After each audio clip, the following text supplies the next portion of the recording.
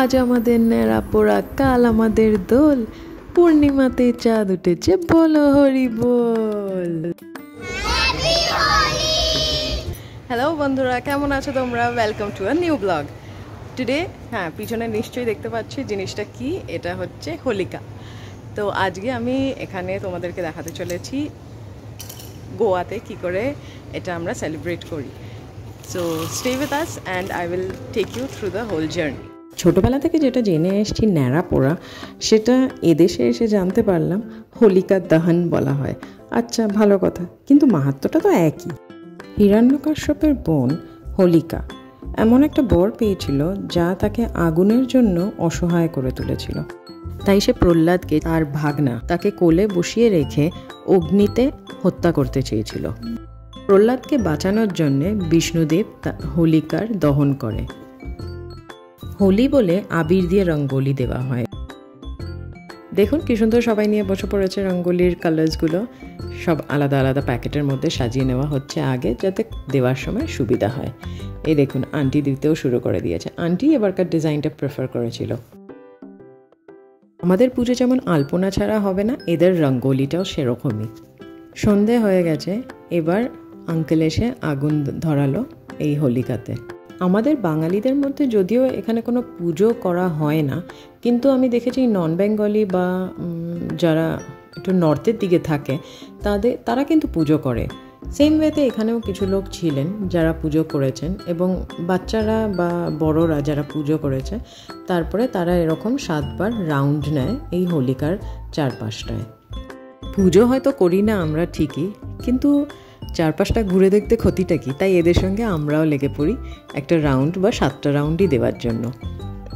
একটু আগুনের তাপ তো থাকে, কিন্তু আগুনের এই যে victory of good over evil, এই তাপটা নেওয়াও তো ভালো, বলুন।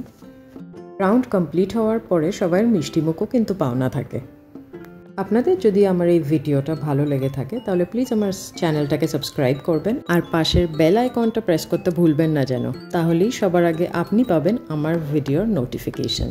দাঁড়ান, এখন না আগুনের আঁচটা একটু কমেছে, এই ফাঁকে আপনাদের রঙ্গোলিটা দেখিয়ে দিই, বরঞ্চ কাছ থেকে একটু। কি সুন্দর রঙ্গোলিটা দিয়েছে না? আবার হ্যাপি হোলি টু অল লিখেও দিয়েছে, কি দারুণ করেছে। দেখুন, ন্যাড়াপোড়াও প্রায় শেষের দিকে, আর যখন সবাই একসঙ্গে জটলা হয়েছে, একটু গল্প আড্ডা তো চলবেই। যে যেরকম, মেয়েরা একদিকে, ছেলেরা একদিকে, বাচ্চারা আরেকদিকে। ন্যাড়াপোড়ার আগুনটা একটু স্লো মোশনে তুললাম আপনাদেরকে দেখাবো বলে। দেখুন, বেশ ভালোই লাগছে, তাই না? এটা শেষ করে বেরিয়ে পড়লাম আমরা একটু দোকানের দিকে। ও মা, সেই ছোটোবেলার কথা মনে পড়ে গেল এই বেলুনগুলো আর পিচকিরিগুলো দেখে। এখনকার পিচকিরিগুলো বাবা কত নতুন নতুন ধরনের বেরিয়েছে। এই দেখুন, একটা বন্দুক পিচকিরি, আরও অনেক রকমের এরকম পিচকিরি ছিল, কিন্তু সব কিছুর ভিডিও তুলতে পারিনি, প্রচণ্ড ভিড় ছিল বাচ্চাগুলোর। তো এই বেলুনগুলো সবচেয়ে বেশি পছন্দ হয়েছে, সেই ছোটোবেলায় পৌঁছে গেলাম যেন একবার। কিন্তু এখনকার বাচ্চাদের আমাদের মতো ধৈর্য নেই, তাই এদের জন্য নতুন টেকনিকের বেলুনস বেরিয়েছে। এই পিচকিরিটাও বেশ মজার লাগলো, ছোট্টখাট্ট। আর এই বাদুরের রঙগুলো দেখলে তুমি এখনও ভয় পাই। আবির তো অল টাইম ফেভারিট।